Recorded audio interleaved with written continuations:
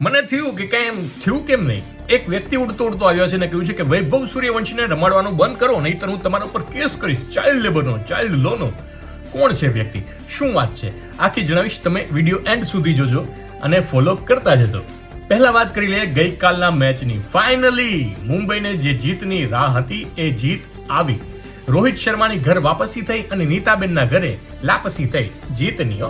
ભાઈ મુંબઈ જ્યારે આ જ સિઝનમાં 221 રન KKR સામે ચેઝ કર્યા હતા, તો મુંબઈએ 2 મેચ એવી કેમ રમી જેમાં તેણે પહેલા બેટિંગ કરીને 240 રન ડિફેન્ડ ન કરી શકે? કેમ? ભાઈ 3 મોટી કમજોરી જે છે મુંબઈની સામે આવી છે. હાર્દિક પંડ્યાને બાદ કરતા હાર્દિક પંડ્યા કહે છે કે ઇન્જર્ડ છે, કહે છે ઇન્જર્ડ છે, પણ ક્યાંય ડગઆઉટમાં દેખાયા નહોતા. રોહિત શર્મા ઇન્જર્ડ હતા પણ બધી મેચમાં હતા, ડગઆઉટમાં હતા. તો હાર્દિક પંડ્યાને એવી તો શું ઇન્જરી થઈ ગઈ હે ને?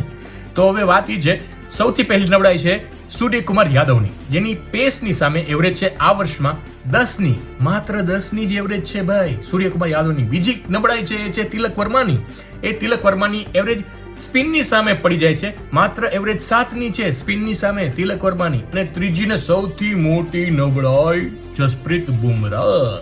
જી હા, જ્યારે તમારી જ તલવાર તમને વાગે ને ત્યારે તમને એના ઘા સમજાય. બુમરાહની હાલત કે કેવી છે, પણ આવશે, ફોર્મમાં આવશે, નિરાત રાખો. નંબર 1 બોલર છે ભાઈ ભારતનો, તો પછી દુનિયાનો ને, તો પછી આવશે જ ને ફોર્મમાં.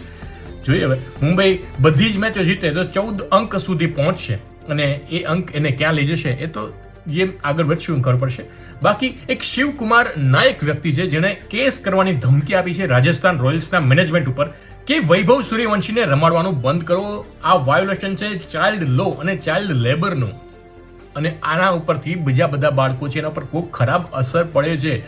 અસરમાં તો શું છે, સોશિયલ મીડિયા ઉપર ભાઈ જોકે ટ્રોલ થઈ રહ્યા છે કે શું તમે શું કહેવા શું માંગો છો ભાઈ. સચિન તેંડુલકરે 16 વર્ષની ઉંમરે ચાલુ કર્યું હતું, તો આ કંઈક અલગ છે, લેબર થોડું છે, આમાં તો જોરદાર પૈસા કમાય છે યાર.